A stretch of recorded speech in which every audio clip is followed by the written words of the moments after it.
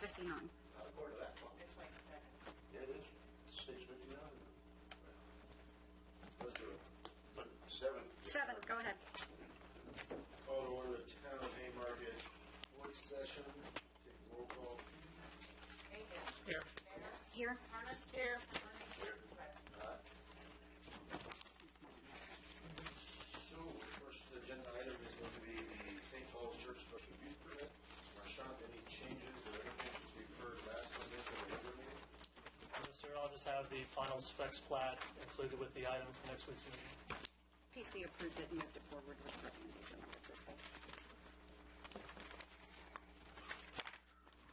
Pedestrian award of the contract. Holly, any update there? I think you've kind of chosen the workers and I have the best of the rest. We seem to have the whole scope of work planned out. Yes, we were just working out the terms and conditions. We're almost there. I think that it's right back in our town attorney's hands with very minor comments. It will be resolved at the town council meeting on Monday. Oh, So it's ready to be awarded on Monday. Yes. Any questions, comments, concerns? nope. We have 3 people who have put it in for the open 2 vacancies on the planning commission. One is Josh Maddox, one is Nicole Zemna, and one is Chris Johnson, concerned on the planning commission.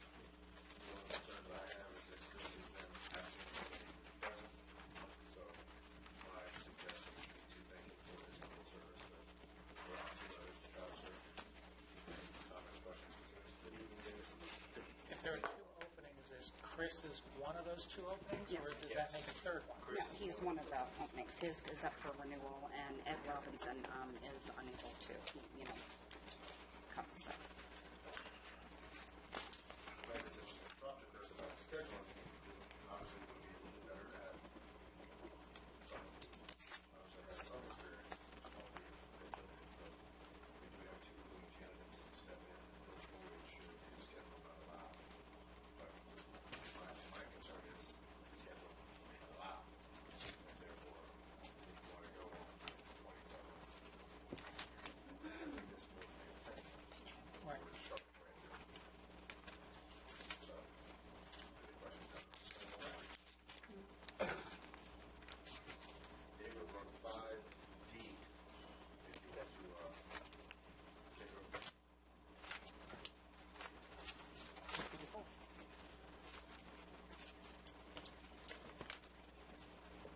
So we have 2 candidates.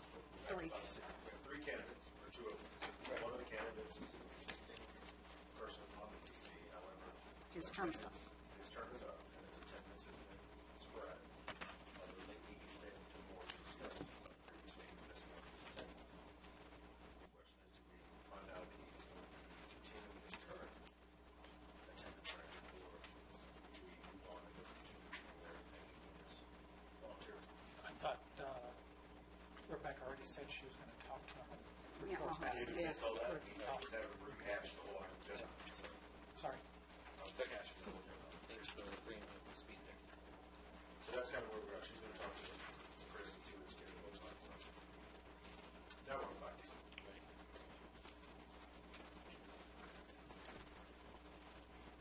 Employee personnel. All right, yes.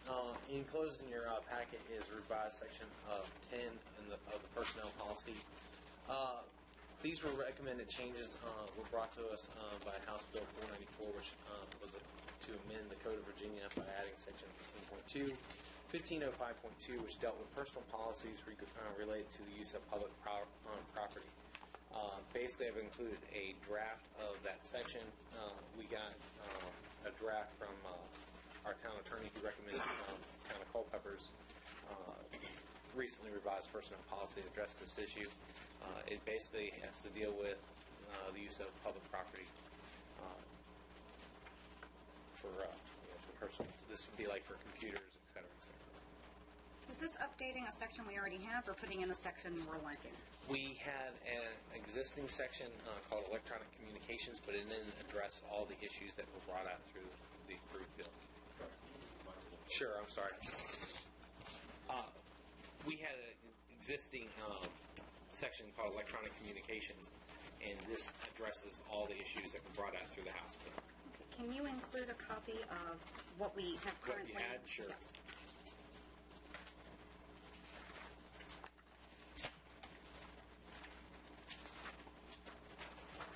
Any other questions regarding that?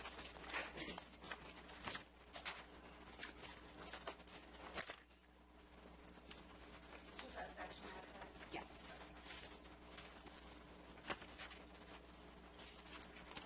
Okay. Item number E, resolution authorizing participation in DRS Bruce White. Okay, we were currently using Starmark and paying a steep premium. And the reason is because most of the insurance companies require us to have 10 members in order to give us coverage. And Starmark's threshold was 5, so we were paying a steep premium with them.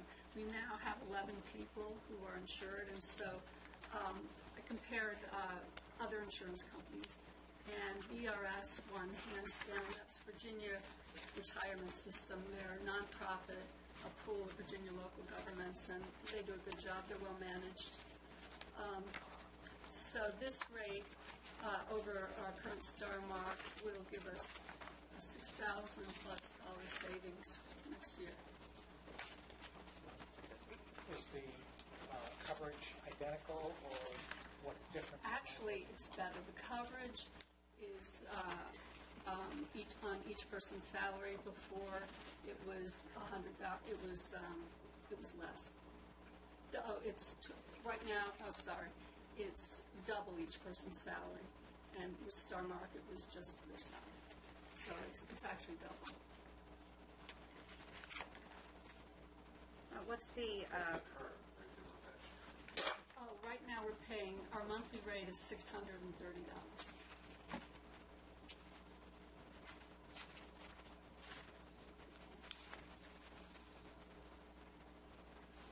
Is your chart then per person? No, this is our monthly premium. Yeah, for everybody. So we're going from $600 to $83. We had to pay a lot because just to get someone to insure us with under 10 people. Sounds like a no-brainer there, right? Yeah, yeah. Double the coverage and fraction Should the I take cost. over my life insurance? This is pretty awesome. Yeah. Okay. My misunderstanding of something is you don't know, it says when you notice that you had quote is actually lower. Well, this chart, it shows It is higher. When we were comparing that and Yeah, go ahead. I'll Sorry. explain that. Brian was nice enough to write that for me. I wasn't in that day, but I had Unum and it was a lower premium, but the coverage amount was half that. So I just tweaked it to get the same rate they would charge with the standard coverage. for the final package. Yeah, so we were Yeah, it'll be comparing. fine. Yeah.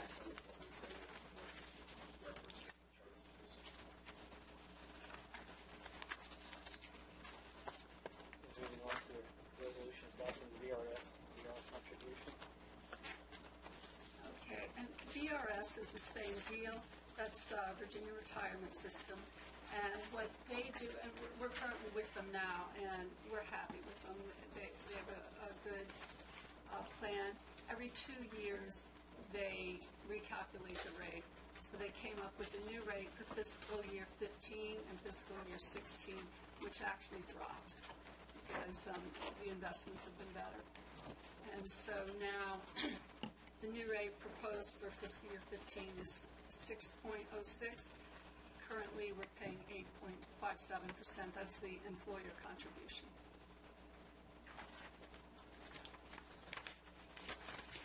Questions regarding that?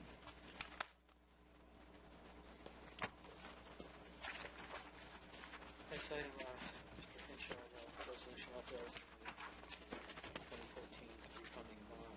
Could you speak up, please? Very good. You're right beside me. Where are we going? All right. Well, in your packet, you have the only recommendation. However, I've also handed out the letter that you received last week with the results of the bid process. We've also handed out the draft resolution that we just received late this evening.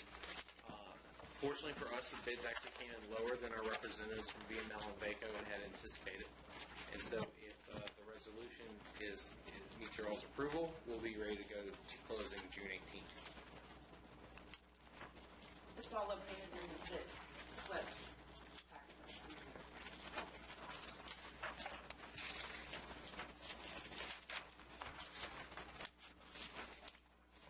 The memo on top is the same memo that we had sent out to for your information.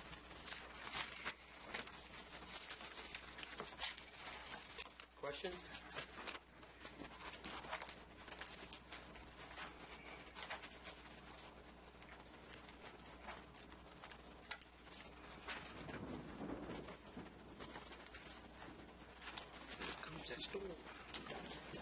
All right. Next item, the zoning determination request. Mr. Mayor, we are preparing the response for you to consider in next week's meeting during the closed session. Okay.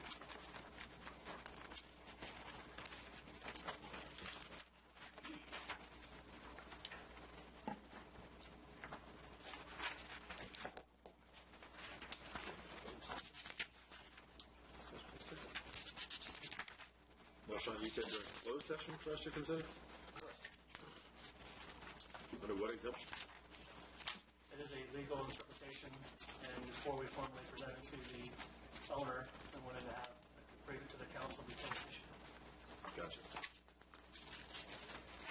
Okay.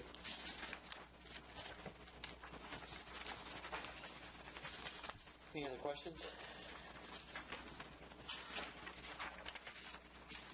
Our department reports. Renee? Treasurer's report, as of May 22nd, just 1 month before the end of the year. It looks like we'll be under in the general property taxes as real estate taxes. And we're under cigarette taxes by $72,000. Any other questions?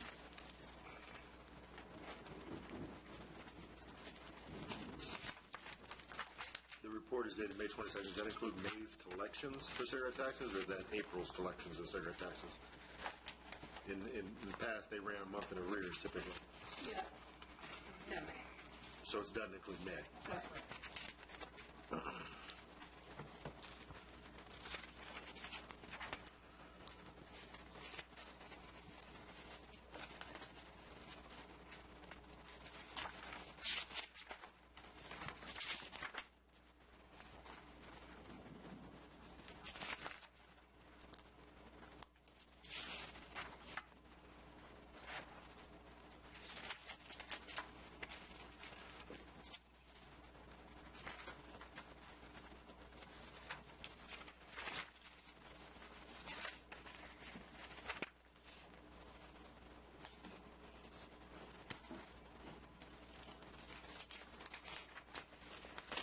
Any questions for Renee further?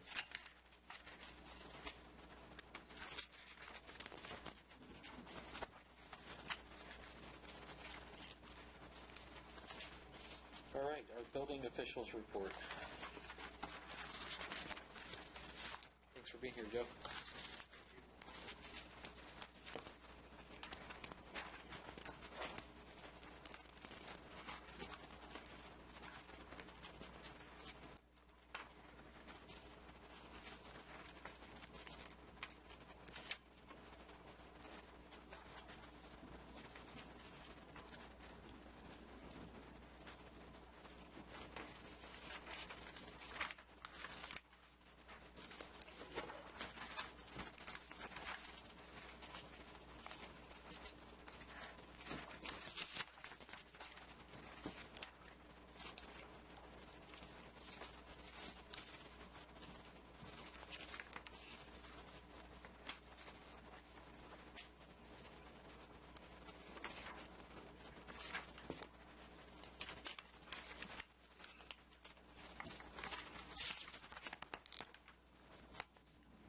I do have one question for you. It's, we had a citizen living in Alexander Skeet come to our architectural review board raising concerns about the negative grades at the home sites and how they were approved, and that everything swamps and pools into everybody's yards, and everybody's getting flooded, and wanting to know if D.R. Horton keeps saying that there are surveyors and inspectors that are supposed to be coming out there, but nobody's ever been out there to do anything, and he'll be actually coming to the town council meeting and speaking during citizens' time and requesting action of some kind.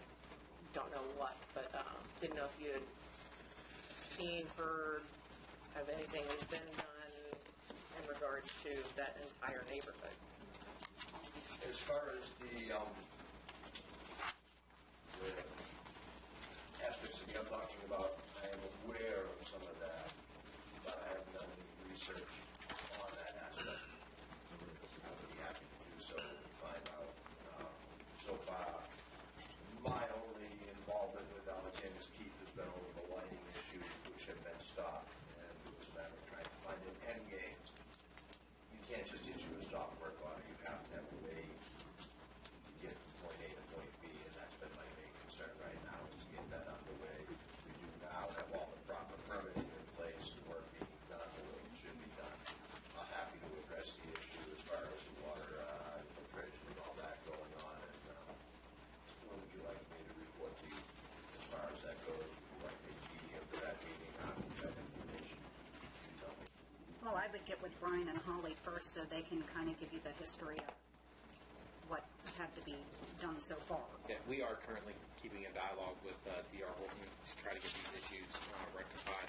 They're supposed to be surveying it. We actually got directly in touch with the surveyor and engineer. He actually called us to verify what we were looking at, wanted to survey. We wanted all the shots done from the amended plan to basically be taken so we can verify the grades. They're meeting grades. If they meet all those criteria, then at that point, they've met the site plans that we've all agreed to. And so it really becomes more of a homeowner builder issue. Other than that, we can hold them to our to what we're required to. Holly, do you have anything to add? Or My professional opinion is that right up adjacent to the houses, it was not regraded to match the revised plan, which is why we're asking you need to demonstrate to us that you actually did, because the plan as designed would drain the water away, which is not currently doing. So that's the coordination we're having with the surveyor, saying, we're going to go above and beyond what's normally required as an as-built because this is an ongoing issue. And you're going to have to demonstrate that those grades are there, and if not, then you do have to regrade. Okay. I wasn't sure if it was a Joe question, a you question, but we're all brought it up there. all of the above. Well, now it's the trifecta, Yeah. and hopefully they can. They have to make it grade away from the foundation. That's a code issue. So that's where Joe's. Which it's not doing now. And Correct. I know the citizen is requesting a meeting with both Sequoia Management, D.R. Horton, the council, and everybody to, okay, when is exactly, because it's been going on now for 2 years, and flooding his house, his neighbor's house, and everybody's house. And The biggest thing we're trying to do is make sure they are meeting the plans that were approved, and that's what we're holding them to at this point. okay. And we can only go. Okay. And I will bring myself up to speed on all of that this week. Thank you, Joe. Thank you. Thank you. And to follow up, the plans also were to meet the building code violations of the flat grades. So that's what we're wanting the verification of, which I think is going to prove it wasn't done, so additional work has to be done. So, because that's how we've been approaching it, is what are the building code and erosion sediment control violations, and D.R. Horton have to fix this. Thank you. Any other questions? Move on to Holly, your report.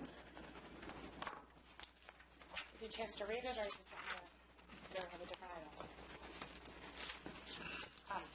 Anything to add other than what's written? I'm sorry? Anything to add that's No. other than what's written? No. I'm good, I didn't have any questions. I'm good. I had no questions. Anybody else? Nope.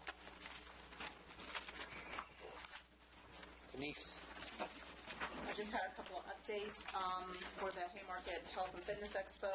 Carrion has decided they want to conduct that expo in May 2015, and they're looking at two specific dates, May 16th or Saturday, May 30th, and they would like to use the Old Pace West School property instead of the fields. As far as the train exhibit has been extended through July 20th. The original end date was the 29th. The exhibit will be advertised in the May 30th edition of the Bull Run Observer, and it's also going to be mentioned at the end of a feature article, When History Arrived by Rail, by John Kohler, in the June edition of Haymarket Lifestyle. And I just found out today that that article is so large that it's going to be broken into two parts, so it's also going to be mentioned in the July edition of the Haymarket Lifestyle as well. And then Bob Cohen, a train historian, author, he will be at the museum on June 21st, that Saturday, the same day as the car show, and he'll be signing his book and answering questions.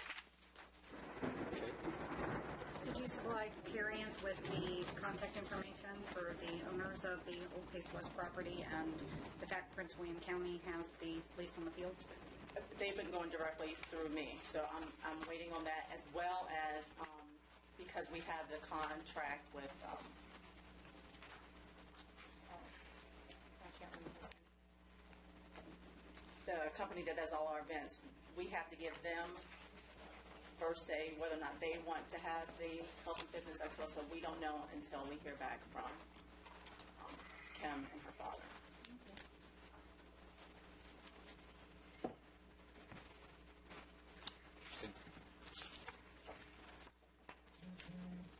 How are you with your budget? I have a couple more things to get in my current budget, and then I'll know more, because I just ordered a new computer for the museum, Okay. so I think I'm okay for now. Gotcha. Okay.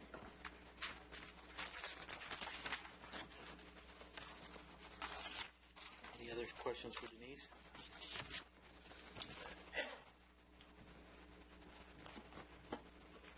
Marshall? He's busy. Not here. He's here. He's helping Jen.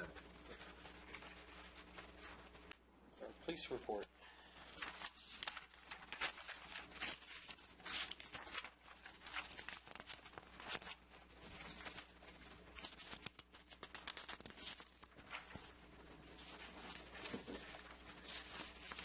Does anybody know if the chief's out sick or anything? Don't know. Council had directed his presence at Yes. these meetings and the town council meetings each month, and I was just wondering. You're the liaison. Did you liaise with him? I did. So do you know if he's sick? I do not. Okay. I just assumed he'd be here tonight because he told me when we talked about this last month, he'd be at all the meetings. So, under our council, I guess you have to liaise with him again tomorrow. Yes, sir. Mr. Henshaw, you don't know? Okay.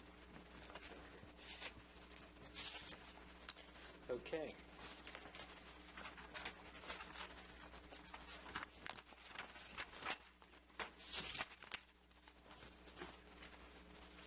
You by chance know if Jim's sick?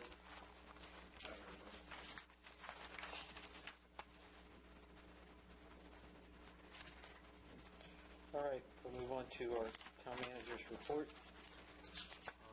I'm just going to hit a couple of the highlights there, Mr. Mayor. I have included in your packet follow-up to the MDCs you might recall that we had gotten notice back in January that we would need to replace our MDCs due to updating of the system, and we need to keep that up. We went through that process.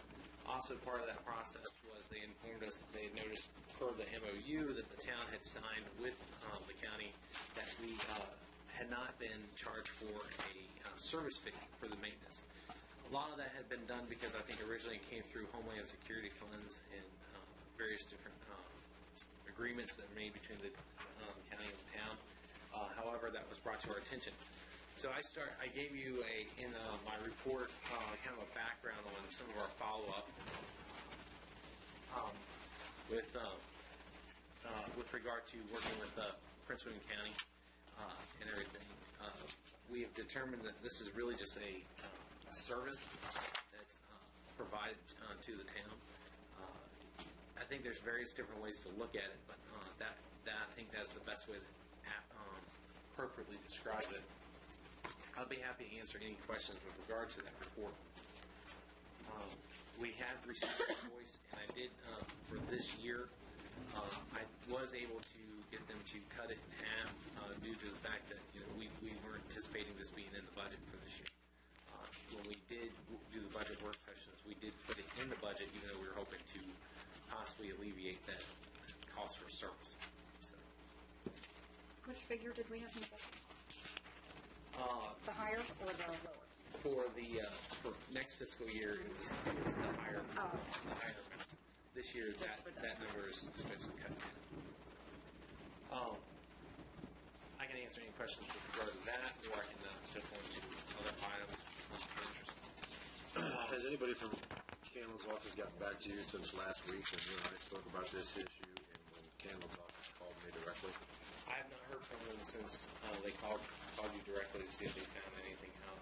I'll certainly follow up between now and the council meeting. I have not heard anything in addition to what we did. Because the biggest issue, as I brought up to you, was the fact that our residents are paying for the service in their Prince William County real estate tax. So therefore, why are we paying for it a second time when all of our residents have already paid for it and been assessed for it? And that was one of the parts of the agreement back when John Sturrup held Supervisor Candle's position, and he agreed with that. So I'm still waiting to hear back from Sturrup's office on that, and plan to have a heart-to-heart with him on that. So I hope to say this is not a done deal. It could be a done deal. It could be wasted effort. I don't know, but that's the biggest problem that I have with it, is that everybody's already paying for it. Why are they charging us for it again? Why were they so happy to cut it in half? Because they realize it's just extra money. All this is a shell game that they're doing with the money. Can you find it in this cup, or this cup, or that cup? Which cup is it in? But the fact of the matter is, the money's there already. So why they're trying to charge us a second time for it doesn't make sense. To that point, I did add some of those concerns into the report, and also said that moving forward, it might be worth it for us to find out if we're already getting charged that. What are we actually paying for? Is it the tax, or is that a tax that people in town can look at and say, charge so we can cover our costs?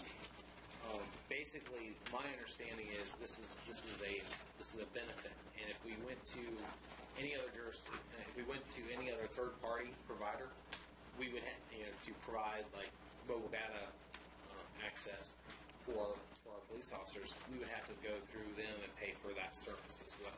That's my understanding, but I do understand the concern from a resident's standpoint. So I did raise some of those issues in the report as well. Okay. All right. Did get, just to catch you up real quick, we do have some repairs to look at for the old post office. I don't know if you, I have no problem discussing these in the session, but we can discuss them in closed session if you prefer. We basically was raised a concern about some of the posts. We've been following through with our due diligence to make sure that there was no structural concerns. We first had the contractor who performed the work come out and look at it. We then followed that up with a review from the structural engineer who designed it and our building official. We determined there was no structural concern, although we did, just as a safety factor, limit them to 10 people max upstairs at this time. But basically, essentially what's happened is the two main posts on the main floor had cracked. They used pressure-treated lumber, cracked, and then one is warped or bowed. And so essentially what needs to happen is those two posts need to be replaced. There's no structural wear on them. They're supporting the weight, but ultimately they really do need to be replaced. Brian, would you get in touch with Loudon Contracting on that? Because they did all the work, and that should be something that they should possibly assist us with. Yes, and that's one of the reasons we did reach out to Loudon Contracting. That's not. How would I know that?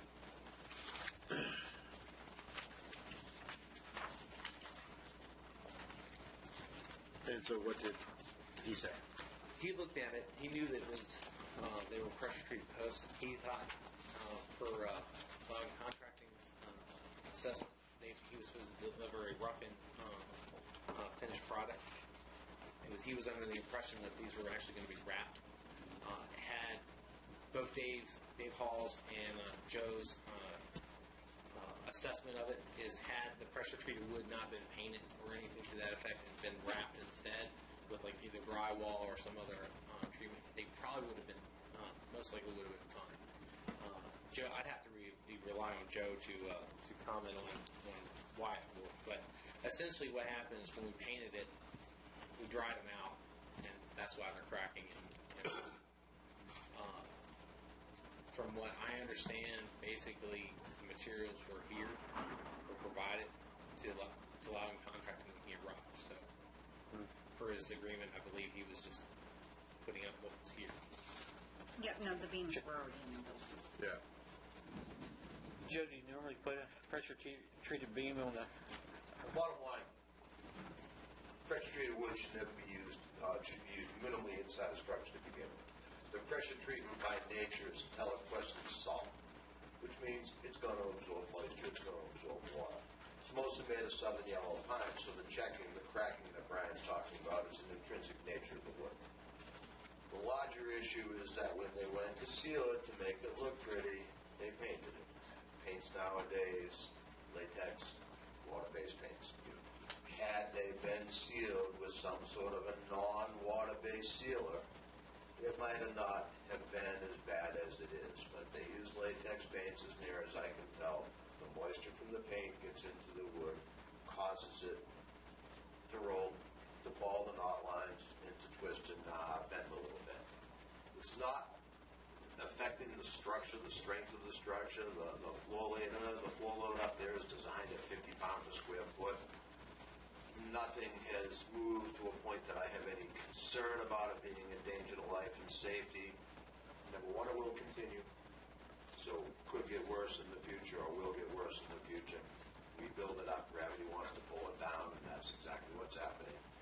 And because it's there, it's creating both, it's taking away from the look of the structure and it's creating a concern. When you walk in and you see a column that's starting to bow like that, you got to be concerned about what's above it. So they do need to be replaced. It's the wrong material for the job.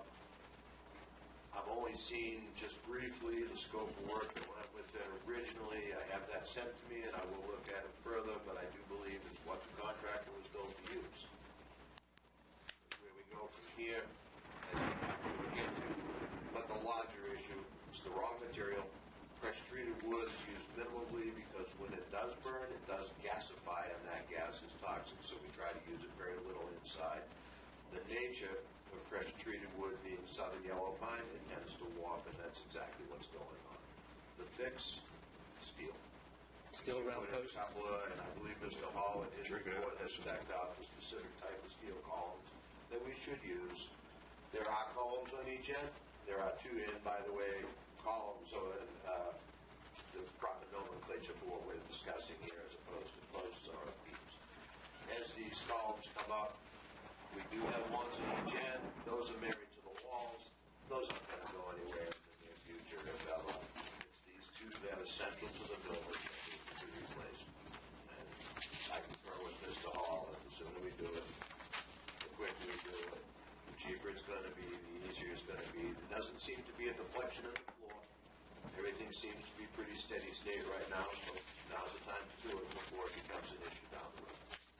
So, your opinion, the limit for 10 people is not The needed? structural load, as Mr. Hall designed it, was 50 pounds per square foot. 10 people on average, we're talking about 2,000 pounds.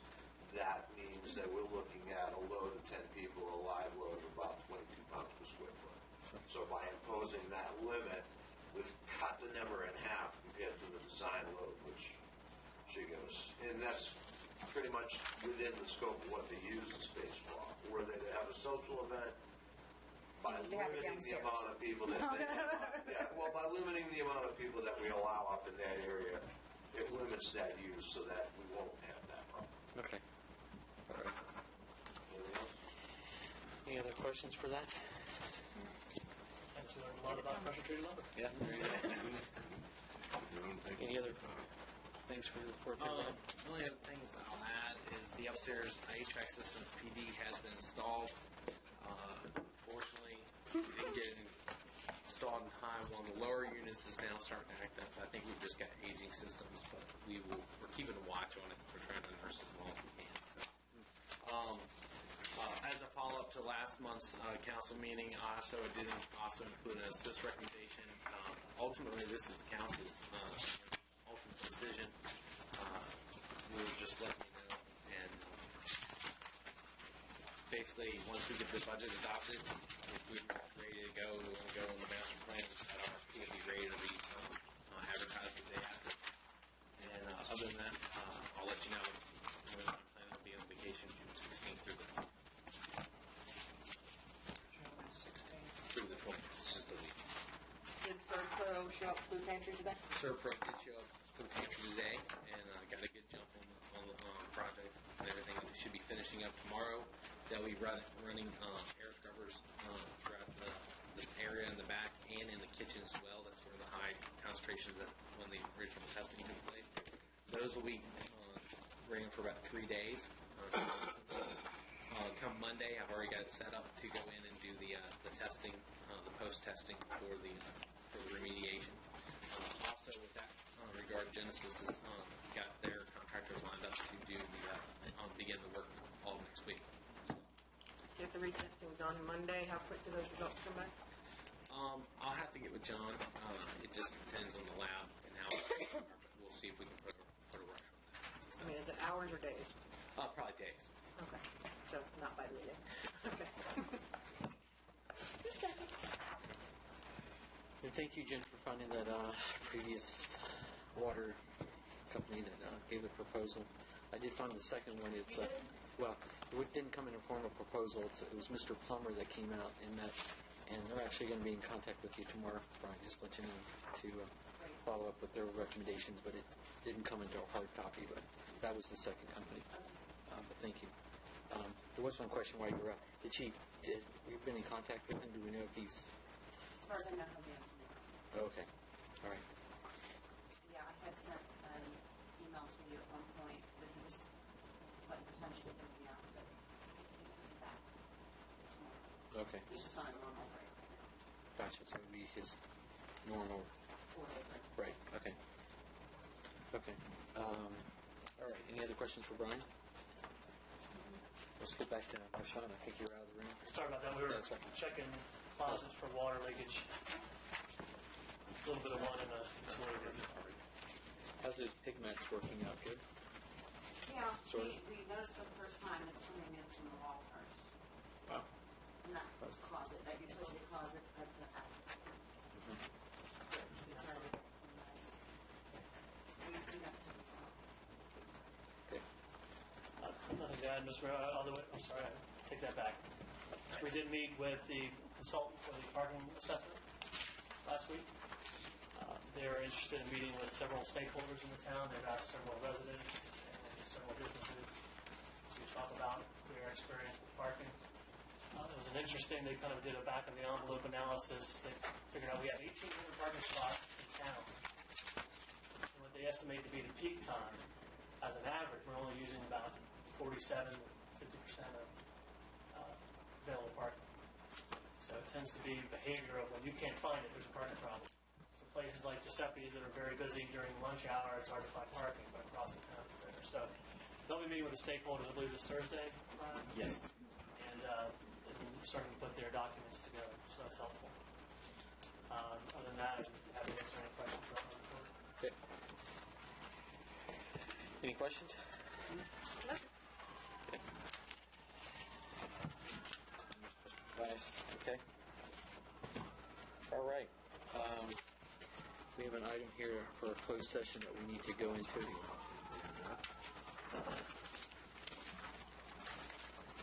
Mr. Mayor, the motion to go into closed session would be to enter closed session to discuss personnel matters regarding the police department under Virginia Code Section 2.23711A1.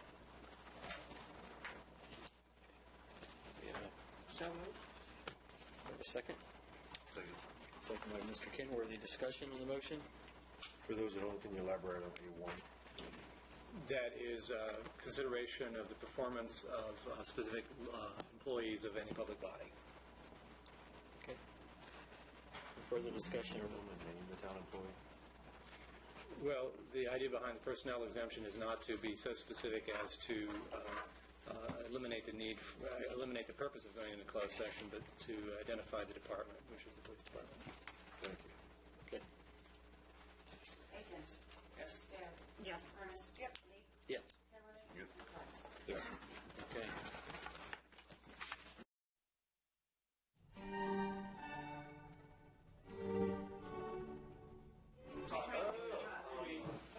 I was very upset. You probably deserve it. Next time, give the dog another bone. Give the dog another bone. That's what she was going to. Joey got her favorite treats. That's all she wanted to get. Well, she didn't need you. She just wanted the treat. Who let the dogs I out? was in Virginia to see my cousin play softball. Got home at 2 in the morning. On Thursday, on Friday morning, and I had it covered. Brian was leaving early, so I was fine leisurely to sleep in. And I No. my little one. Shocker. The night's Marlins game has been postponed due to inclement weather. No. Who'd have thunk it?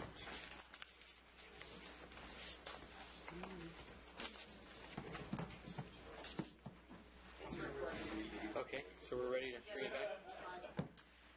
So, Mr. Mayor, the motion to certify the closed session would be in the form of certifying that to each member's knowledge only those matters that are lawfully exempted from open meetings under the Freedom of Information Act, and only those items that were identified in the motion convening this closed session were heard or considered by the town council during the closed session just concluded.